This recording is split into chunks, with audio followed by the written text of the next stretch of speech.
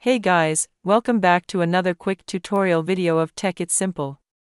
In this video, I'm going to show you how you can sign into your Proton Mail account from your Proton Mail application. So, without any further ado, let's dive right into this exciting video. In order to sign into your Proton Mail account, just simply open your Proton Mail application. Now, after opening the application, you will be prompted into this tab. You just simply have to click on the Sign In button just below the Create an Account tab. After clicking there, you'll get the option to add your username or email. Just simply click on the upper box and enter your Proton Mail into there. Then click on the second box and enter your password into there. After entering the mail and password, just simply click on the Sign In button here. Then you will successfully be logged into your Proton Mail account.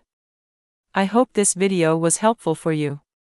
If yes, don't forget to like, share, and subscribe to the channel to never miss another update from the channel.